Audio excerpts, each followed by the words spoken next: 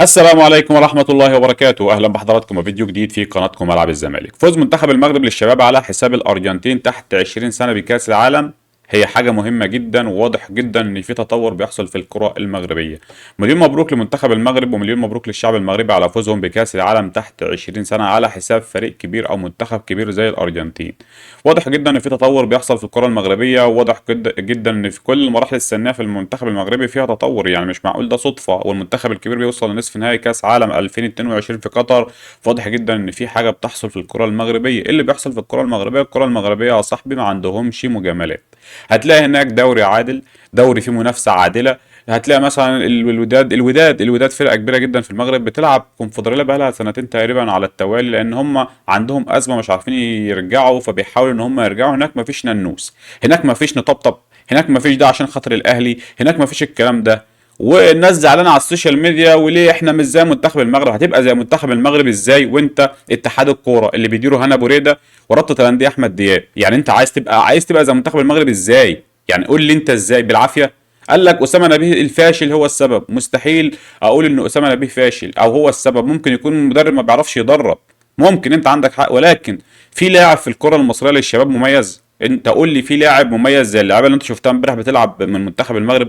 لعيبه المغرب امبارح فيها لعيبه تلعب منتخب اول، فيها لعيبه تلعب منتخب اول، معظمهم اصلا محترف في الدوريات الاوروبيه. المنتخب المغربي الكبير كله محترف بره في اوروبا، محدش في افريقيا تقريبا، محدش بيروح من افريقيا، كله بيلعب وكله محترف في اوروبا. لان هناك مش هتلاقي الوداد بيرجع مصطفى محمد من الاحتراف، مش هتلاقي مثلا فرقه زي كل ما لاعب يحترف نرجع نجيب. وابراهيم عادل ده ابراهيم عادل بيراميدز لو عارف ان هو طالع يحترف كان هيسيبه يحترف من بدري، من سنتين ثلاثه. ابراهيم عادل بيراميدز لو هو شايف ان ابراهيم عادل مش هيرجع الاهلي والاهلي مش هيرجعه كان البيراميدز سابه. في لعيبه كتيره جدا بيضيع مستقبلها في مصر بسبب ان نادي معاه فلوس، كل ما لاعب يحترف ويعجبه يطلع يرجعه تاني. ليه؟ لان الاهلي بيدفع رواتب في مصر. مش انا اللي بقول، فيتوريا بنفسه مدرب المنتخب السابق قال لك اللعيبه في مصر هتحترف ليه؟ اللاعب بياخد 2 و3 مليون دولار وهو قاعد في بلد وسط اهله، هيحترف ليه؟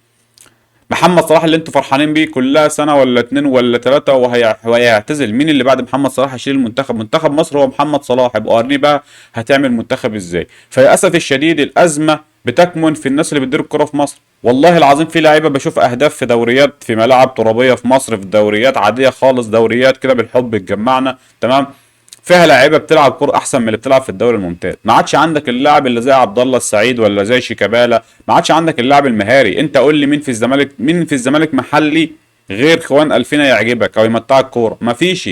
ناصر ماهر لاعب مزنجي فتوح زي ما انتم شايفين، ماتش حلو و10 مش موجود. ما عادش اللاعب اللي زي الناس دي، خلاص الجيل ده ما عادش موجود. فين الاسماعيلي النهارده؟ النهارده الاسماعيلي قبل ما اطلع معاك ولقيته عامل حساب بنك وبيجمع تبرعات، وجماهير نادي الزمالك بتفكر انها تجمع تبرعات لنادي الزمالك، وفي نادي تاني معاه مليارات عمال يصرف فيها يمين وشمال، بيدي لاعب 150 ولاعب 120 ولاعب مش عارف مليون و700 ومليون و800. محمد علي بن رمضان ساب اوروبا ورجع يلعب في النادي الاهلي مش عشان حبا في النادي الاهلي، رجع يلعب لانه هياخد راتب كبير جدا في النادي الاهلي. فانت عايز كرة ازاي؟ عايز كرة ازاي؟ هناك في المنتخب المغربي ما بيتمش الغاء من معسكر المنتخب قبل كاس العالم للانديه عشان الاهلي يلعب في كاس العالم، مع ان الاهلي ما كانش رايح يلعب لوحده. الاهلي كان رايح يلعب مع الهلال السعودي ورايح يلعب مع النادي الاماراتي، وكان رايح يلعب مع انديه كتيره جدا وصن داونز. وما شفناش مثلا جنوب افريقيا لغت المعسكر بتاعها، ولا شفنا العين الامارات لغت المعسكر، ولا شفنا السعوديه لغت المعسكر بتاع المنتخب. عادي عملوا معسكر المنتخب وخلصوا المعسكر بتاع المنتخب، وبعد كده كل واحد راح فرقته والفرقه سافرت ولعبت عادي، والهلال كسب ريال مدريد عادي، والدنيا بقت لذيذه عادي. ايه اللي بيحصل يعني؟ ولا اي حاجه. انما عندنا لا، الاهلي بيلعب في كاس العالم لازم نلغي المعسكر. ليه يا عم؟ اصل الاهلي بيلعب في كاس العالم وعايز لاعيبته، اصل مش عارف ايه، لازم ناجل الاهلي الماتشات عشان الاهلي بيلعب في كاس العالم، بيلعب في السوبر مش عارف الافريقي، بيلعب في مش عارف في افريقيا. فاحنا عاملين المنظومه دي كلها عشان خاطر الاهلي. اهم حاجه الاهلي يبقى معاه 149 دوري. انتوا ليه زعلانين وليه عاوزين المنتخب يتطور؟ المنتخب مش هيتطور ولا هتشوفوا طفره بتحصل في الكره المصريه غير بعد ما تفار كل ده، يبقى في نظام عادل، يبقى في يبقى في نظام عادل بجد، يبقى في الموارد اللي في الكره المصريه كلها، الموارد بتاعه الكره المصريه كلها رايحه لنادي واحد. يا جماعه عيب اللي بيحصل. ما بتشوفش ده بيحصل في اي بلد في العالم؟ والله ما بيحصل في اي بلد في العالم. نادي زي الزمالك نادي كبير وعنده تاريخ وعنده ارث مش عارف يدفع رواتب لعيبته. هتقول لي الفلوس مش كل حاجه؟ لا، الفلوس كل حاجه يا صاحبي. بص على بيراميدز، بيراميدز كسبان كل البطولات السنه دي، سوبر افريقيا ودوري ابطال ودوري ورايح كاس عالم وكاس، وكسبان في كاس انتر كونتينال، واخد فلوس من هنا ومن هنا.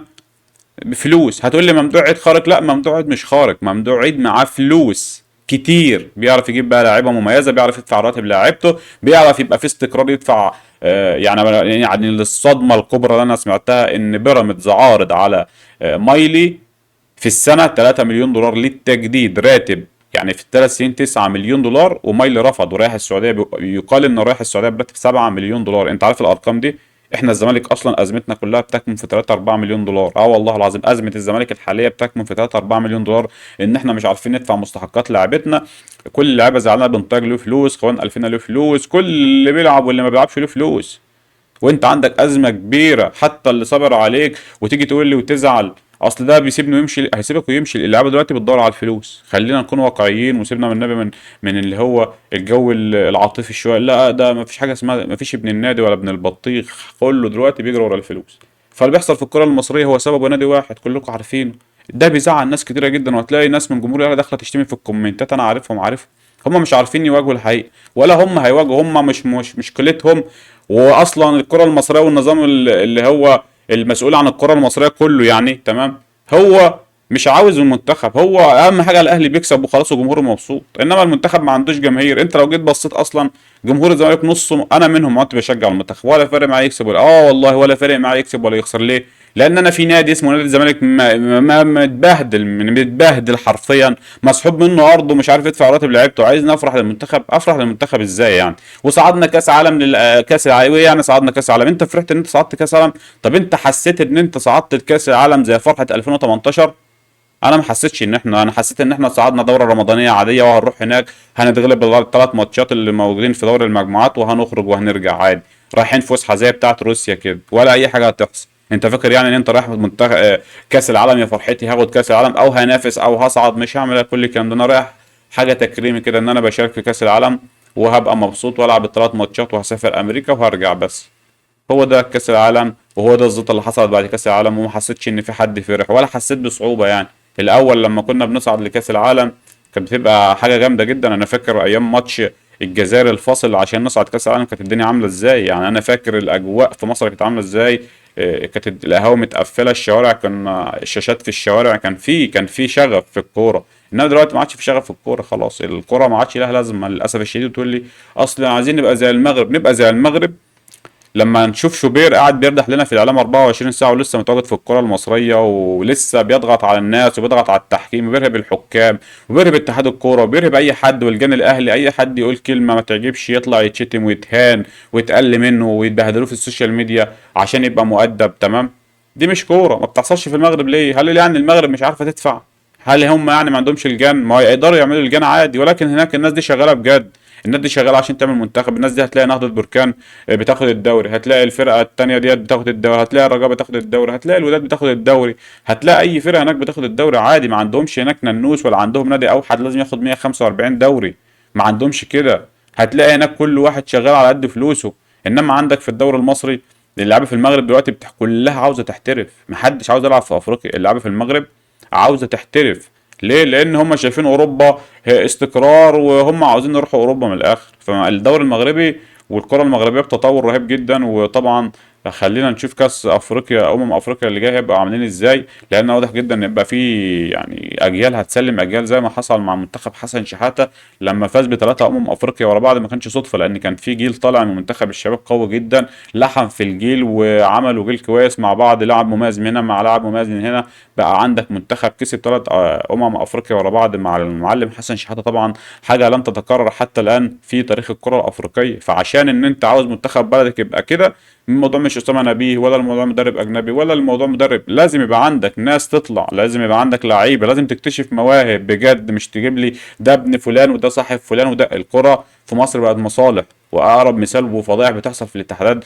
اخر فضيحه في اتحاد التنس ده ولا اتحاد الطاوله ده، واتحاد مش عارف الفروسيه واتحاد البتنجان واتحاد الطايره. الرئيس قريب واحد بيلعب في نادي تاني. ففي حوار كده بيحصل في الرياضه عامه. وزير الرياضه مش موجود ولا شيء. يعني وزير الرياضه اتشتم اصلا واتهان عشان بند الثمان سنين وما اتكلمش ولا قال اي حاجه. فعادي يعني هو مش هيتدخل. انا نروح لملف تاني مهم جدا، هو ملف طارق حامد. قصة طارق حامد ان طارق حامد عرض على نادي الزمالك عودته لمده 6 شهور بدون مقابل. يعني طارق حامد عرض على نادي الزمالك ان هو يرجع لمده 6 شهور بدايه من شهر يناير القادم، ويعتزل في نهايه الموسم بدون مقابل، يعني مش هياخد منك ولا مليم. في ناس من جمهور الزمالك رافضه بسبب ان طارق حامد كان قبل كده راح اتحاد جده ورفض ان هو يكمل مع الزمالك، وفي ناس تانية بتقول عادي، ايه المشكله؟ طارق حامد راجل له مثلا رصيد كبير عند جماهير الزمالك، وايه المشكله لما يرجع؟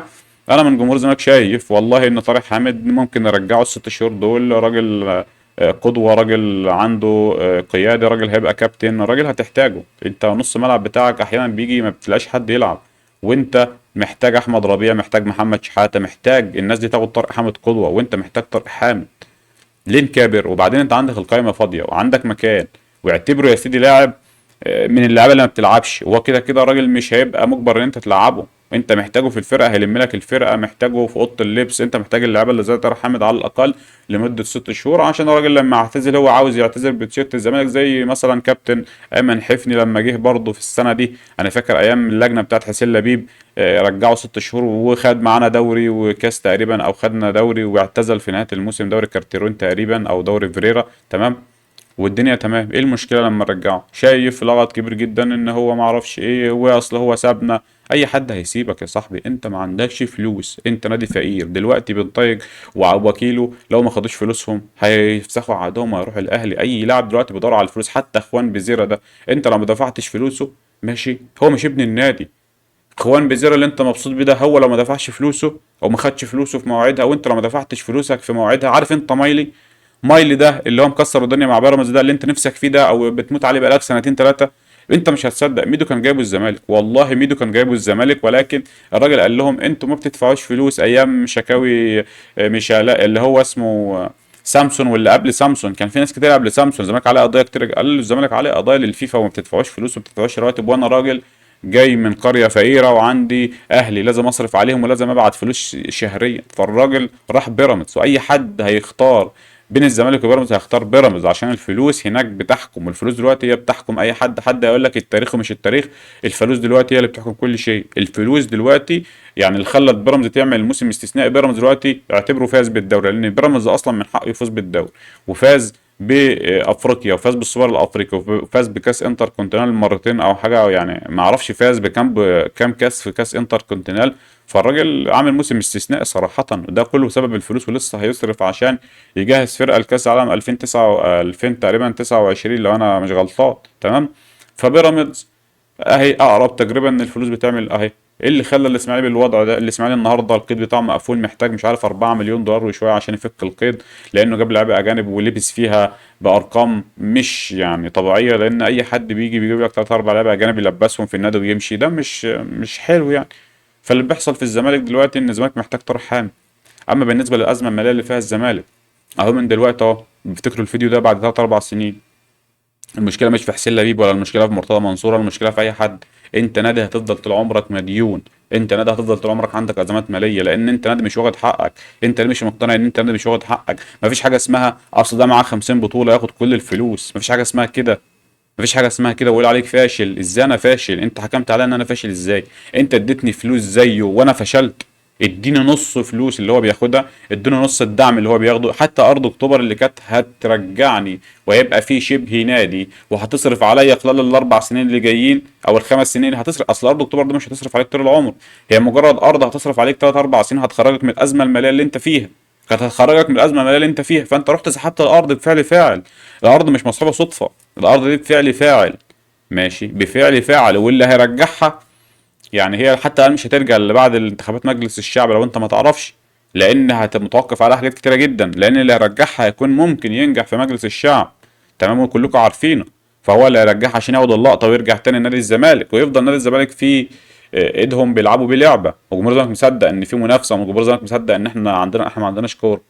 يعني احنا ما نتفرج امبارح على ماتش مانشستر وليفربول، اتفرج عادي. اهو ليفربول بيتغلب وهو متصدر كان متصدر وبيرجع للمركز الرابع عادي، والدنيا هناك لذيذه وهيرجع يكسب ومانشستر سيتي كان بيتغلب من اول الموسم وكسب ليفربول على ارضه. فعادي، دي الكوره، هو ده الدوري الانجليزي، اي حد يقدر يكسب عادي. الدنيا هناك مفيش لا ده لازم ياخد 45 دوري، ده لازم ياخد 100 دوري، ده لازم ياخد طب وبعد ما ياخد 150 دوري لوحده، المتعه بقى في كده. حتى جمهور الاهلي اصلا نفسه هيفقد المتعه مع الوقت، ولا عاد هيبص للكوره واحده واحده. الجماهير كلها في مصر بتتفرج على الكره الاوروبيه اصلا، لانك انت في مصر مفيش حاجه، مفيش شغف زي الاول. الكره كلها عارفين الاهلي هيكسب، ايه المشكله يعني؟ طب ما الاهلي هيكسب، إيه ما كسبش وما لعبش، إيه الحكام موجوده هتكسب الاهلي عادي. ده هي دي الكره المصريه. ويرجع يقول لك الكره المصريه ما بتتقدمش ليه؟ يا اسامه نبيه فاشل. اسامه نبيه مش فاشل. مين السبب انه اسامه نبيه جه؟ ومين السبب ان اسامه نبيه ما عندوش مواهب؟ ومين السبب ان اسامه نبيه مثلا ما عندوش لعيبه؟ هل مثلا المشكله في المدرب؟ المشكله مش في المدرب. عيبنا ان احنا في مصر بنرمي المشكله على المدرب، بنخلي اللجان توجهنا في حته. المشكله مش في المدرب، واسامه مش فاشل. واتفرج على الكومنتات تمام هتعرف ان هو مش فاشل. هو للاسف الشديد اللجان بتقود الكره في مصر. عندك لجان ممكن يخلي لك من لاعب ما بيعرفش يلعب لاعب ونجم النجوم. وزي كابتن ميزو. كابتن ميزو دلوقتي بيرفع عرضيه ولا بيعمل اسيست ولا بيعمل ركنيه بيقول لك واو، ده افشخ لاعب في افريقيا، ده ياخد البالون دور مستريح. انت متخيل الكره المصريه وصلت لفين؟ مليون مبروك اخيرا لمنتخب المغرب، ويا رب يكرم الزمالك. واتمنى عودة طارق حامد، واتمنى تكون مباراة الزمالك دي كده ديت مباراة عودة الزمالك. الزمالك كسب مباراة نتيجة 6-0. عارف ان هي مباراة ضعيفة مش نقدر نحكم عليها، ولكن هي مباراة بتدي ثقة لبعض اللاعبين. الزمالك استفاد منها كتير جدا. لسه مباراة العودة يوم الجمعة. اتمنى الراجل يجرب بعض اللاعبين، اتمنى اللاعبين اللي ما بتلعبش تاخد فرصتها، لان هي كده كده في مباراة يعني انت حسمت الصعود تمام. عشان بعد المباراة ديت عندك مدعك، عندك ماتش البنك الأهلي، وعندك ماتشات زي بيراميدز، وعندك ماتشات زي فيوتشر تقريبا. فعندك ماتشات قوية جدا جاية خلال يعني بعد ماتش دي كده. فأتمنى إن أنت ما تضيعش نقطة. أنا مش بقول لك اكسب بس، ما تاخدش الدوري. اكسب يا سيدي اكسب، مش هقول لك نافس على الدوري، اكسب.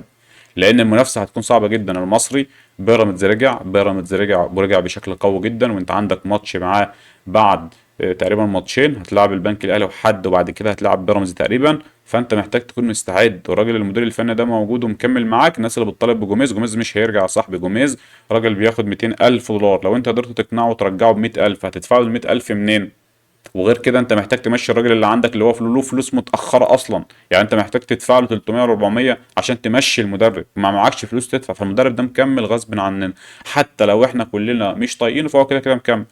فربنا يكرمه وربنا يوفقه ويعدي الفترة دي على خير، لحد ما نشوف الزمالك هيخرج منها ولا الزمالك مش هيرجع تاني. لأن عودة أرض أكتوبر هي مهمة جدا للزمالك. ما رجعتش أرض أكتوبر فما فيش تبرعات، وما فيش حاجة هتكفي الفلوس اللي محتاجها نادي الزمالك. لأن الزمالك عليه 2 مليار رعاية عشان يبقى عند الصفر. يعني هو دلوقتي سالب 200 مليار، عشان يبقى صفر ويبدأ من جديد محتاج 2 مليار.